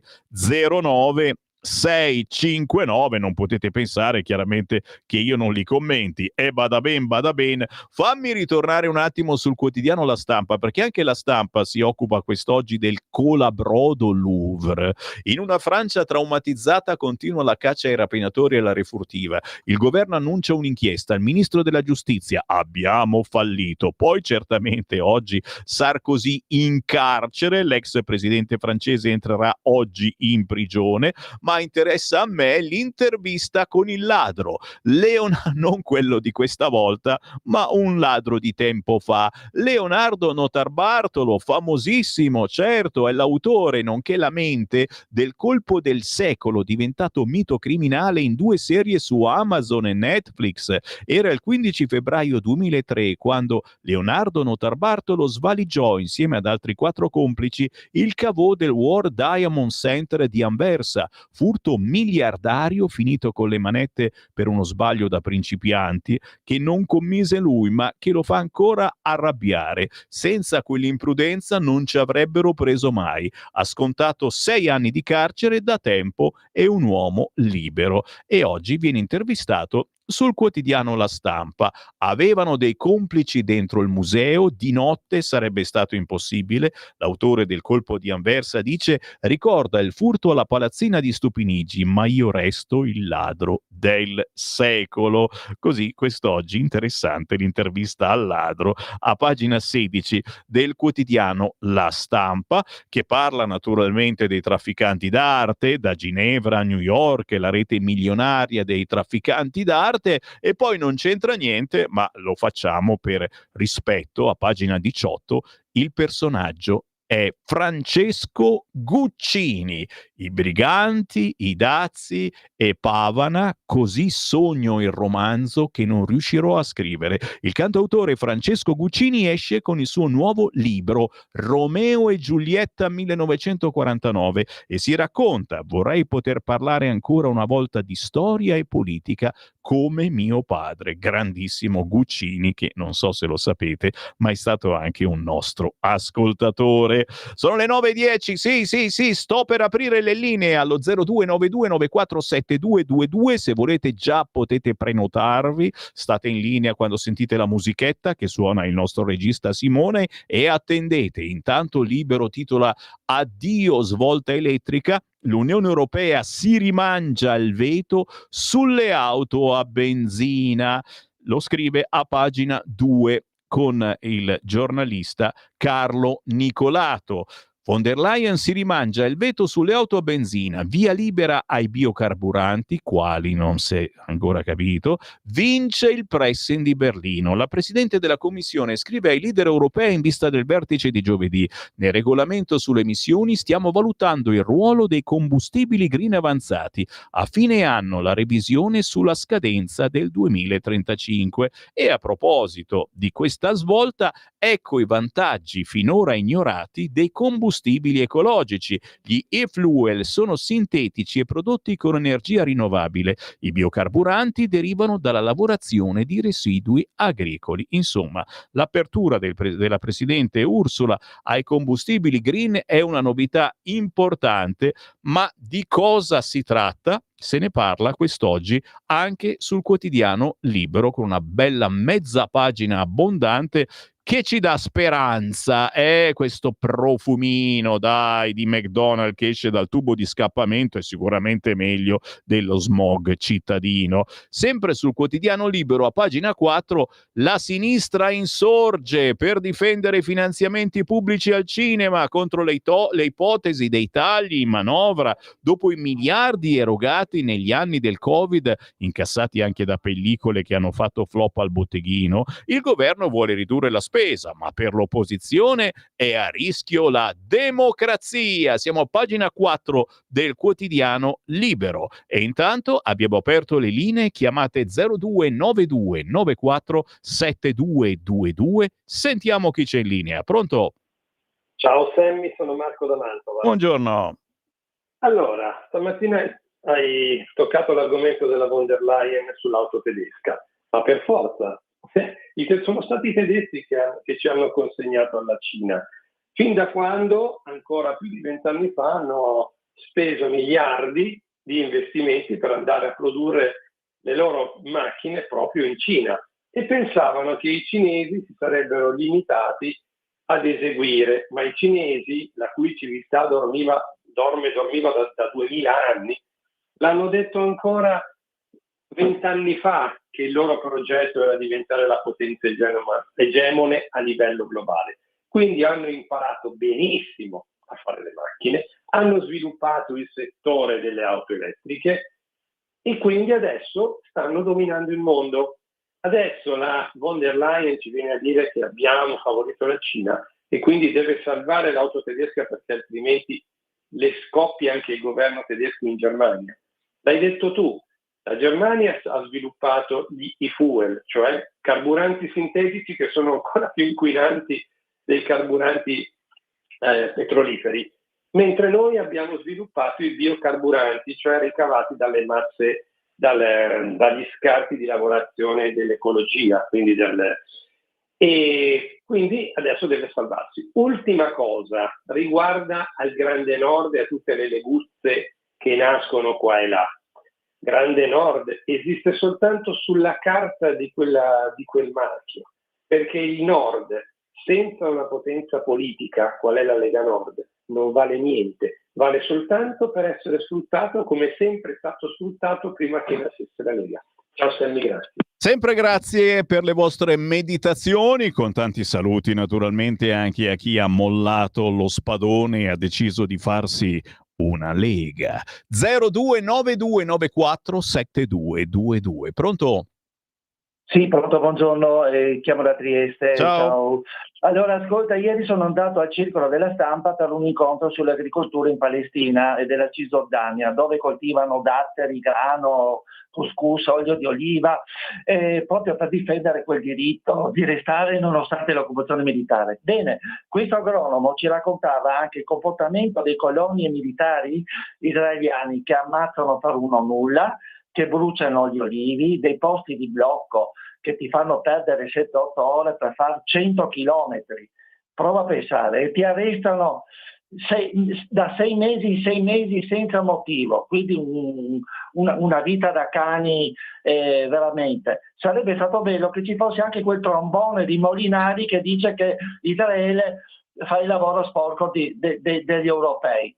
In Toscana la Lega ha perso per questo e non per Vannacci. Ciao. Grazie, ma questo non lo so sinceramente, comunque un pochino lo penso anch'io, che si sia fatto un lavoro sporco. Il problema è che si è sparato così, bam bam, io sparo, ammazzo, chi ammazzo. Salvini minaccia le banche, si lamentano, il contributo sale, pagina 5 del quotidiano Libero, verso il voto del Parlamento alla finanziaria, alla manovra economica. Il leader del Carroccio avvisa gli istituti che non vogliono contribuire alla manovra, ma Tajani dice posizioni populiste. I due si compattano sul no alle tasse sugli affitti brevi. Se le banche che hanno guadagnato 50 miliardi di euro non vogliono dare una mano, vorrà dire che invece di 5 chiederemo 6 o 7 miliardi. Non possono certo piangere. Più tasse sugli affitti brevi? Un errore. 0292947222. Questo è il vostro momento per entrare in onda senza filtri né censure su Radio Libertà e dire la vostra su qualunque argomento. Pronto? Tocca a me. Ciao Sammy, Ciao. saluto Marco e saluto anche il signore di Trieste che ogni tanto sento. Allora, vedi che Trump, allora quello che ha scritto oggi che tu hai detto che non riesci a capire, scusami Sammy, quello che ha scritto il Fatto Quotidiano, cioè la sveglia, la stura che ha dato Trump alla Meloni è la realtà, è quello che sta succedendo e mo sono cavoli amari per la Meloni che purtroppo, cioè per fortuna, non può più tenere il piede in due staffe. Gli ha detto Meloni, io voglio bene all'Italia, l'Italia è il baluardo della libertà insieme all'America. Queste sono le parole che ha detto Trump alla Meloni. L'Italia deve venire da sola, senza questi stronzi dell'Unione Europea, a contrattare per i dazi. Cioè ormai gliel'ha detto, o stai di qui o stai di là. L'Italia è in tutto e per tutto diretta, cioè Trump sa che può contare solo sull'Italia e quindi non è che lui ha bisogno di qualcuno su cui contare, chiaro, ma gli ha dato la possibilità di togliere le castagne dal fuoco. Adesso deve decidere lei, non può più stare con Zelensky, stare con la von der Leyen, stare con il 3%, diglielo a quello lì, a Giorgetti, non può più stare, deve stare dalla parte di Trump, perché se no sono cavoli amari. Quindi il gioco adesso si fa duro, ok? Anche per la Meloni che quatta tiene il piede in tre scarpe.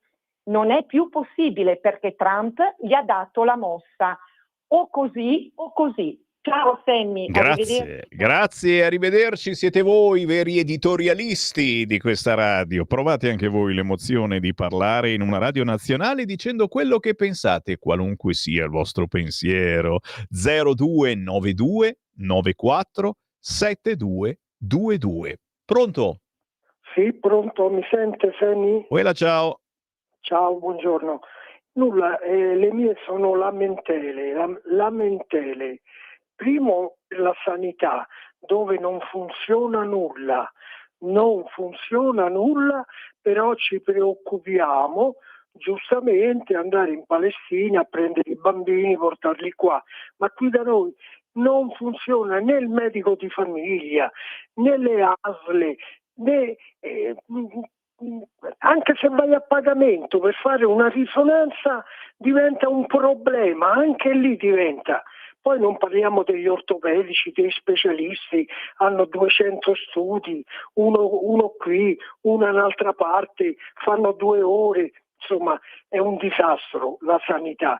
Primo. Secondo, poi voglio riparlare, dopo che ho scritto diverse email ai gruppi parlamentari sia al Senato che alla Camera della Lega, di Fratelli d'Italia e di l'altra parte politica che è insieme al governo. Forza Italia. Forza Italia, mi sono lamentato, e questo è da diversi anni che succede, che mia moglie ha lavorato 18 anni in fabbrica a Sacile sul vetro per prendere ha dovuto lasciare il lavoro perché mio figlio piccolino non poteva stare solo a casa, ha dovuto lasciare il lavoro dopo 18 anni, gli hanno dato 146 euro, ora è arrivato a 213. Questo è assurdo perché c'è il mio stipendio, è una presa in giro. Ho scritto a tutti, la mia famiglia, siamo 3, se qualcosa non cambia su questo punto non voteremo più. Grazie per queste segnalazioni e molti di voi poi si ritrovano anche in questi esempi. Attenzione ad andare in montagna con le scarpe da tennis, da oggi si pagherà il soccorso alpino in caso di colpa accertata, è contenuto nella finanziaria. 0292947222. Pronto? Pronto, sono in linea? Ciao, buongiorno. Ciao, buongiorno. Senti, io stamattina ho sentito per l'ennesima volta parlare di femminicidi e sento una certa stampa e certi movimenti di opinione che accusano di questo la famiglia tradizionale, il patriarcato. Ma se uno guarda i numeri però, molti di questi, anzi la stragrande maggioranza di questi delitti, non avvengono nelle famiglie regolari, ma avvengono tra conviventi, tra cosiddetti fidanzati, tra persone che così hanno una relazione qua e là. Quindi non è la famiglia patriarcale, la famiglia tradizionale che crea questi problemi, ma ben altri sistemi. Ne convieni o no? Grazie. Grazie. Meditiamo anche su questo. 0292947222. Il più veloce entra in diretta con me. Pronto?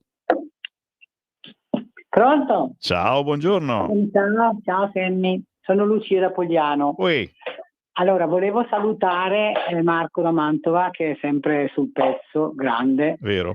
Mi spiace per Fabrizio di Sabio Chiesa, che anche lui sarebbe stato un ottimo elemento, diciamo così, per la radio e tutto, però è un po' che non lo sento più, spero che non si sia allontanato. E poi voglio dare ragione in pieno alla signora che ha detto che la Meloni tiene il piede in 3 scarpe, perché è così, perché Trump gliel'aveva dato subito l'assist alla Meloni appena era successo un po' di tempo fa, insomma gli aveva detto di stare con lui, no, ma lei ha preferito ancora stare con la von der Leyen, quella che diceva via da questa Europa.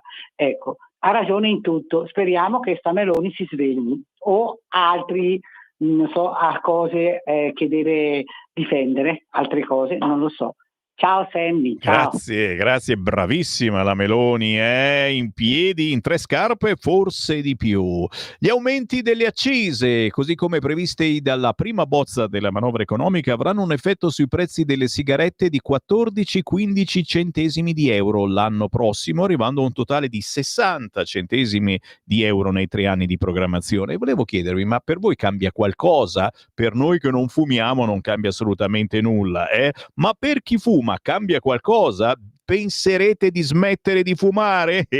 Aspetta e spera. Gli aumenti ci sono per quello, perché sono sicuri che tutti continueranno a comprarle. E quanto emerge dai calcoli di fonti di settore che indicano anche rincari di 12 centesimi per le sigarette elettroniche. Le compagnie potranno comunque decidere se traslare effettivamente l'intero rialzo sul prezzo al consumo o se assorbirlo in tutto oppure in parte. Aspetta e spera. Prevista anche l'armonizzazione delle accise dei carburanti. L'accisa sulla benzina calerà di circa 4 centesimi, per il diesel invece ci sarà un aumento della stessa somma, arrivando in entrambi i casi a 672,90 euro per 1000 litri. Che ne pensate? Avete ancora una manciata di minuti se volete entrare in onda. 02 92 94 7222 o naturalmente chi non può parlare perché magari alle cuffiette sta lavorando, WhatsApp 029294 7222 per la diretta, messaggino al 34067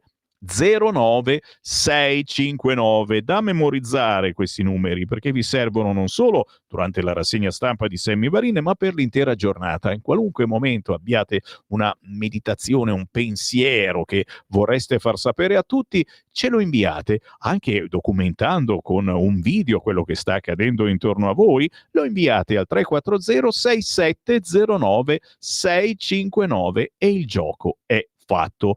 Qualcuno mi ha richiesto giustamente anche di parlare di questi combustibili ecologici, ma sono davvero ecologici? Gli e-fuel o carburanti sintetici sono combustibili ottenuti artificialmente combinando idrogeno prodotto tramite elettrolisi dell'acqua, utilizzando energia rinnovabile e anidride carbonica catturata dall'atmosfera o da processi industriali. Il risultato è un carburante liquido che può alimentare motori a combustione tradizionali con la promessa di un bilancio di emissioni neutre. La CO2 rilasciata in fase di combustione corrisponde a quella precedentemente catturata. Si tratta di una tecnologia compatibile con l'infrastruttura esistente, dai serbatoi alle pompe di benzina, e rappresenta quindi una possibile soluzione di continuità per l'industria automobilistica europea. Tuttavia la produzione degli e-fuel richiede grandi quantità di energia rinnovabile e attualmente poco efficiente e i costi sono ancora molto elevati. E allora, per ottenerne 1 litro sono necessari circa 2 litri di acqua. Oggi il prezzo è di 20 euro al litro, che secondo uno studio potrebbe scendere fino a 2,8 euro al litro. In Europa sono prodotti solo da un gruppo tedesco, la loro diffusione su larga scala è oggi limitata, ma il loro potenziale futuro è considerato strategico soprattutto per settori difficili da elettrificare come aviazione o trasporto pesante. Diverso è il discorso sui biocarburanti, combustibili prodotti da mais, soia, colza, girasole, oli vegetali di origine industriale, scarti della lavorazione del legno o concimi di origine animale. Sono già ampiamente utilizzati in diverse forme come il biodiesel o il bioetanolo. I biocarburanti sono visti come una soluzione immediatamente disponibile per ridurre le emissioni nei trasporti, ma non mancano le criticità. L'utilizzo intensivo di biomassa può entrare in conflitto con la produzione alimentare, ridurre la biodiversità, compromettere il bilancio complessivo di carbonio. Von der Leyen in particolare si è riferita agli advanced biofuel, biocarburanti avanzati, che al contrario di quelli tradizionali sono prodotti da scarti, materie residue e biomasse che non entrano in competizione per la produzione di alimenti e mangimi. Il maggior produttore europeo di biofuels è il finlandese Nest Oil. Ok, li producono anche BP, Shell, Repsol, Galp ed Eni, secondo produttore europeo, nelle bioraffinerie di Marghera e Gela. La capacità di bioraffinazione di Eni è di 1,1 milioni di tonnellate l'anno, prevista in aumento fino a 3 milioni entro il 2025, oltre 5 milioni entro il 2030. I biocarburanti costano circa 10 centesimi in più rispetto al gasolio normale e sono utilizzati soprattutto nell'aviazione e nel trasporto marittimo. Il futuro dipenderà dalle scelte che verranno prese nei prossimi anni, a cominciare dalla revisione del regolamento sulle emissioni di CO2 prevista per il 2026. In gioco c'è la possibilità di mantenere aperta la strada a più tecnologie, evitando una dipendenza esclusiva dall'elettrico e tutelando la competitività industriale europea, a patto chiaramente che in Europa si voglia anche il nostro combustibile ecologico, e se dobbiamo comprarlo dalla finlandese, che cacchio. Ci fermiamo, signori. Certo, Sammy Varini come al solito vi ringrazia, siete i migliori editorialisti, anche voi che mi state scrivendo ancora in questo momento, state tranquilli, io ritorno alle 11 e tornerò a leggere le vostre meditazioni. Tra pochissimo l'editoriale del direttore Sallusti, poi Giulio Cainarca e naturalmente il ritorno alle 11 di Sammy Varin.